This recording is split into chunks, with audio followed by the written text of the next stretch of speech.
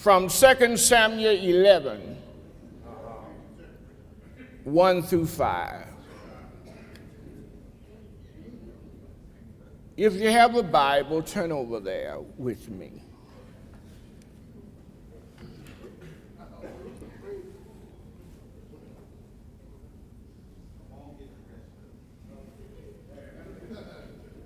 I see some folk are still turning.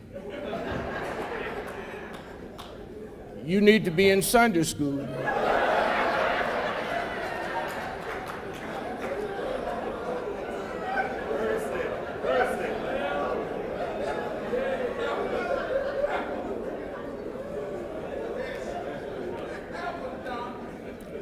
And it came to pass, after the year was expired, at the time when king go forth to battle, that David sent Joab and his servant with him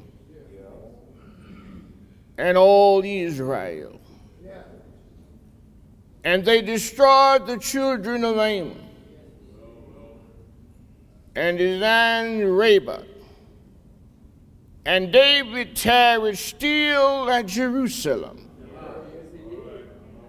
And it came to pass in an evening time that David arose from off his bed and walked upon the roof of the king's house.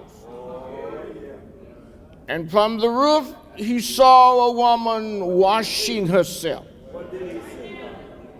And the woman was very beautiful to look upon.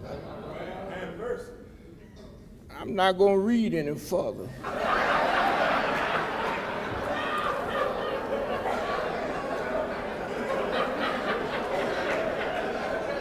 Holy, but still human. Oak Grove, y'all help me now. Y'all know this song. I'm coming up, Lord. I'm coming up soon. I'm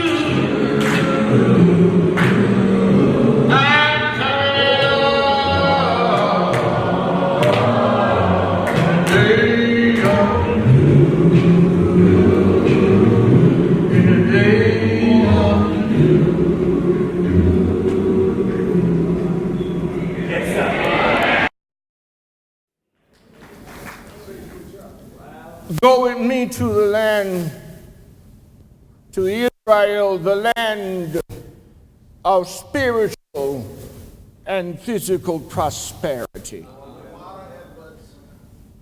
where David, Jesse's baby boy, is king. Come here and observe David. Israel is locked in a fierce battle against the Ammonites, Syria. On this occasion, David stayed in Jerusalem. He sent his trusted general or Captain Joab to lead the fight in this battle. Holy, but still human, David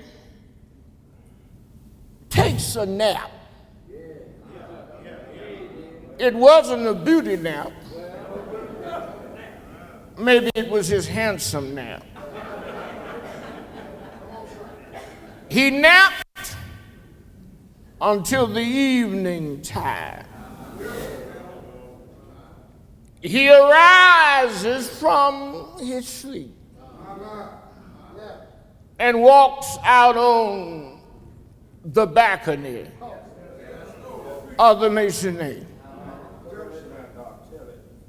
It looked over into someone else's private residence.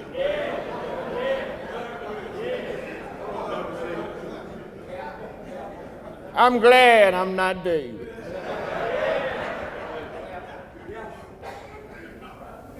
He looks over and he sees a woman washing herself. This stirred the king up. Now, he might have been stirred up before he saw her. Many times men will arise from sleep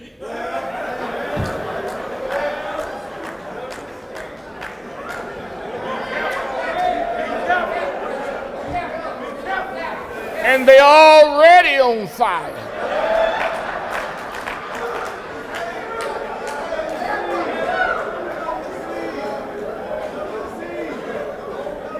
Every male in here ought to understand a little about David.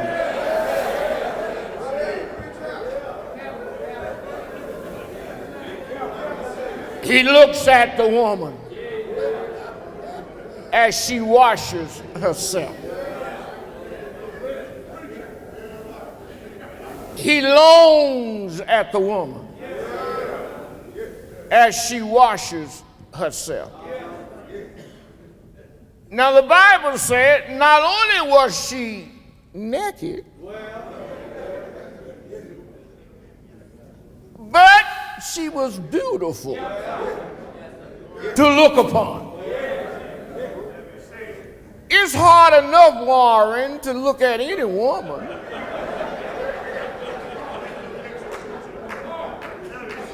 without her clothes on. I know you're right. It's hard enough to cast your eyes upon a female who is bathing. I don't much care how she looks. Let me see.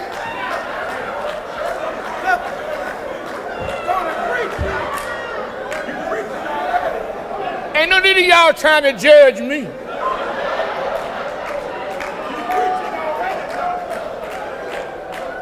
I want to borrow your sanctified imagination. Go ahead, son. Go ahead. I want you to see what David saw. And maybe we will understand him. Help us see it, y'all. Help us see it. She doesn't even have socks on.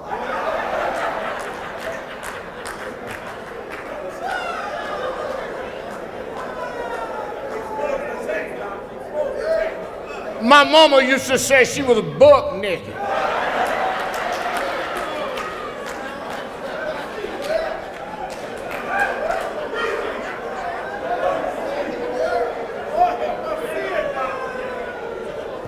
David did not wake up from sleep to look at this woman.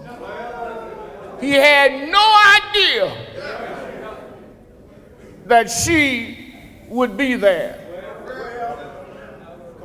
This battle against Syria would not be the king's greatest battle. The battle against the Philistines and that 12-foot tall giant called Goliath would not be David's greatest battle. His battle against Saul, his predecessor, when the people cried, Saul has killed his 1,000 and David his 10,000. This would not be his greatest battle. His battle against his son Absalom, who sought to take over his kingdom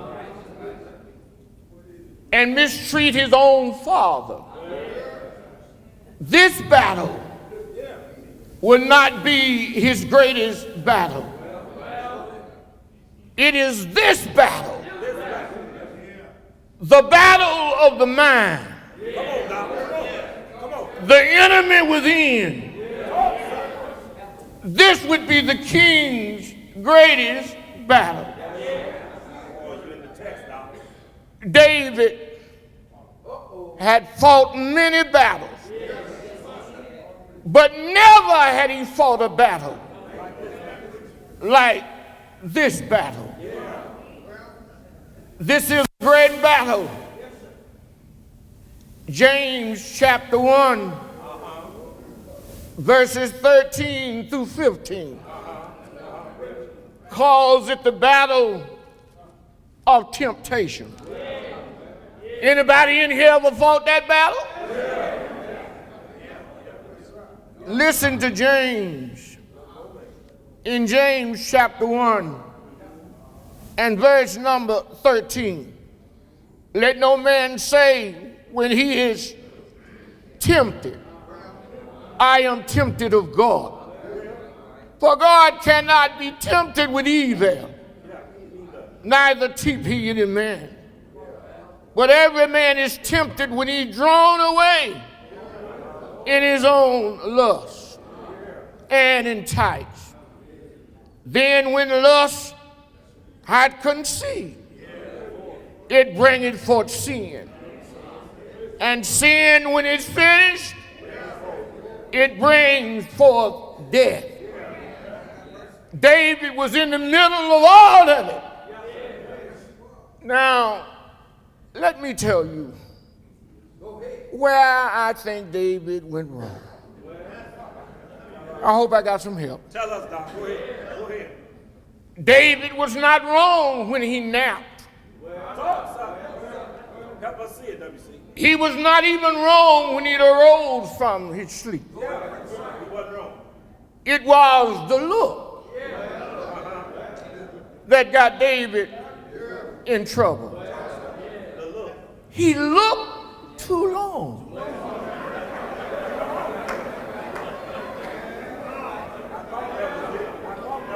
It's dangerous to look at any woman a long time. But to look at a woman nude, naked, a long time is a dangerous thing. That's when David's troubles began.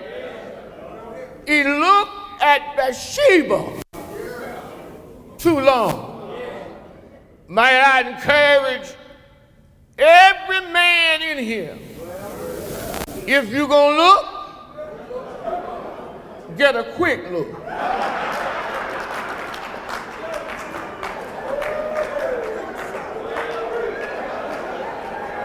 Don't look long. My grandson was watching television, and I had told him that I did not want him watching some of that stuff on television. And I passed by the room, and I looked in there, and he was watching Beyonce. And she was just gone. Them arms was flying, and she was jumping all around. And he turned around and saw me. He said, "Papa, I was just turning it."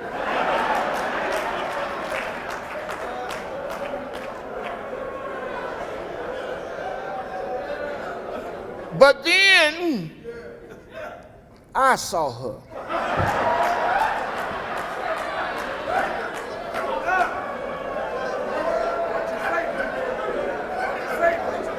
And my grandson said to me, "Papa, do you want me to turn it?"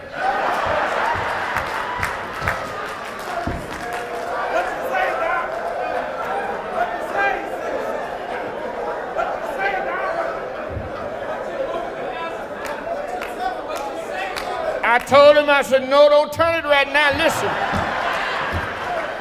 I need me something to preach Sunday morning."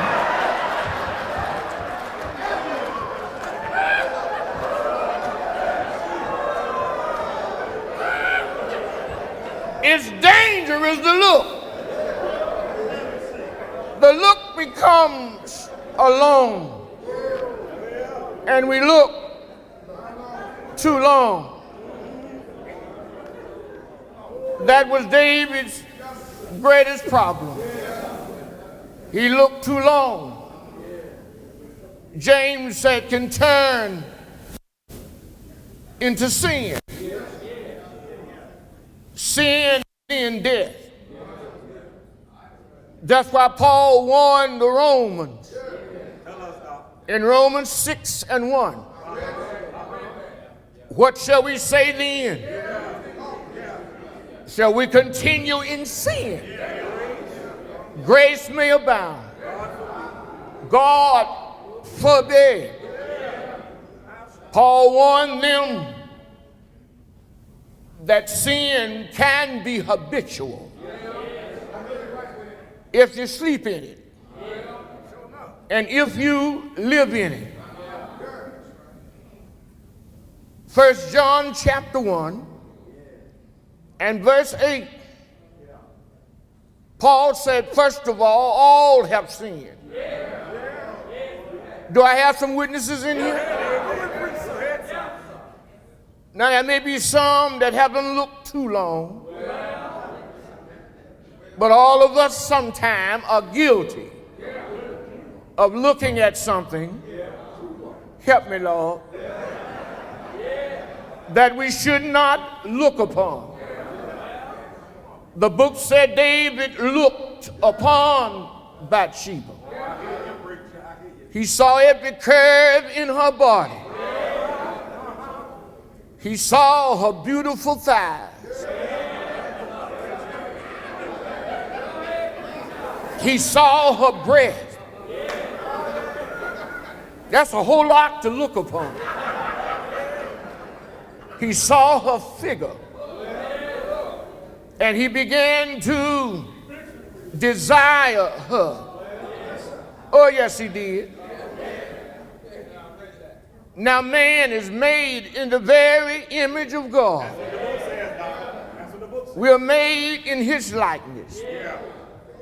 We have intellect because God gave us intellect. But listen here, we are humans. The lesson says holy, but still human. That word holy does not relate to being sinless. I know there were some of us who claim to be holy and walk around with our head up in the air. But that word holy doesn't have that connotation. It means apart. It means separate. It's close to that word sanctified. That word sanctification means deliverance from the power of sin. The Christian is never to allow sin to rule over he or she. We must have Christ as the Lord of our lives. Yes. Michael Jackson says, there's a man in the mirror. All of us must look at ourselves and determine who is our enemy. I don't know about y'all, but I've been my biggest enemy. Every now and then, I'm my biggest pit. I have to bring me to subjection. I have to deal with WC. I want to read this to you, and I'm going to my seat. I want to turn over to Romans. Just want to read a little bit. It preaches itself. Romans chapter 7, verse 14. Paul said, for we know that the law is spiritual, but I am carnal. There's not too much good in man. Some of us think we're good. Paul says,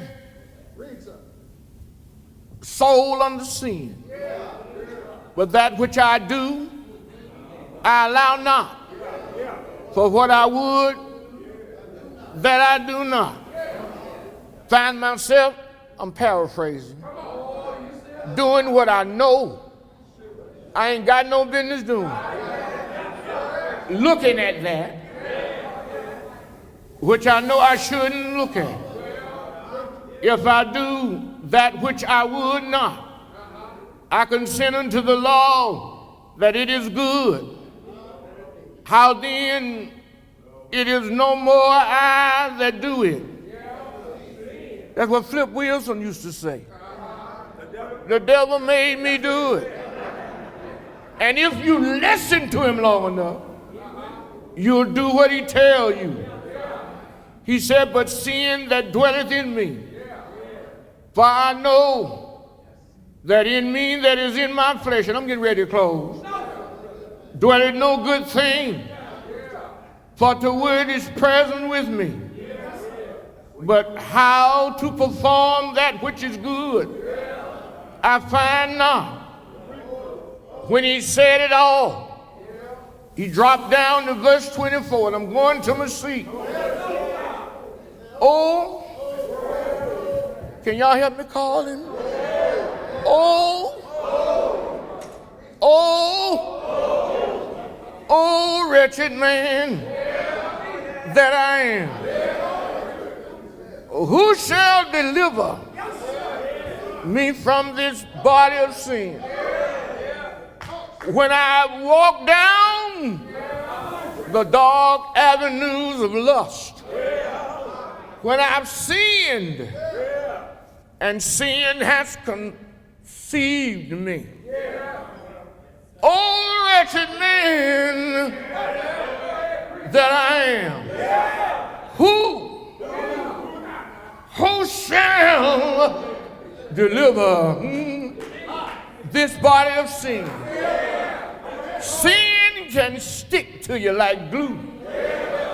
Sin can knock you down like a boxer. But when I've given myself to sin, the question is who shall deliver this body. I want to close. So hard to close. Who shall deliver this body from death? Who else can do what Jesus has done? Who else who else has promised to do what Jesus can do? Who else can bring down heaven our souls to meet? Who else can wipe away all of our tears? Who else can heal by remote control? Who else can restore a withered hand on the Sabbath day? Who else can guide eagles across countless tracts of air? Who else can lay down his life and raise it up again? Who else can mend a broken heart? Who else can make one's enemies become his footstool? Who else can heal our diseases? Who else can present the church before God spotless? Who else? Who else but Jesus? Who else but Mary's baby? Who else but the Son of God? Yes, among 10,000 rocks, he is the rock of all ages. Among 10,000 stars, he is the bright and morning star. Among 10,000 trees, he is the tree of life. Among 10,000 flowers, he's the rose of Sharon. He's the lily of the valley. Yes, he is. If you have a problem, you better bring it to Jesus. For man can't solve your problems, but Jesus can. Man can't save your soul, but Jesus can. Man, he's able. He's willing. Just now, he can save you. Just now. Jesus says to man, in case you're confused, the issue is not my abilities, because I can. In case you don't know who I am, I'm omnipotent in the flesh. I can. Everything came from nothing. One day I walked tiptoe out on nothing and reached into nothing and pulled out a great big handful of something. I can. The sun and the moon hangs on golden chandeliers. I can. I blew breath into Adam, and he morphed his lump of clay, and he became a living soul. I reached into his side, and I pulled the rib out and made a woman. I can. You can know him just now. If you look at my resume, they will tell you that I don't have no certain way to do it. Sometime I touch it out. Sometime I get fancy and I spit on it and I rub it out. Sometime I call it out. For I am God manifested in the flesh. The enemy within can be you and I. We got to trust in Jesus. Jesus is able. He is able to deliver us from temptation. He's able to make us strong. My hope is built on nothing less than Jesus' blood and righteousness. I dare not trust in the sweetest fame. Wholly lean on Jesus' name. On Christ. On Christ. Solid rock I stand. All of the ground is sinking, sinking. Maybe somebody here tonight that looked too long. Might be somebody here tonight that have allowed the works of the flesh to grab hold of you. You ought to tell Jesus, help me to tell him to turn it loose. Let me go. I'm God's child. I can't allow the flesh to control me. We're going to have an invitation song, I think, right now. You want me to sing the invitation song?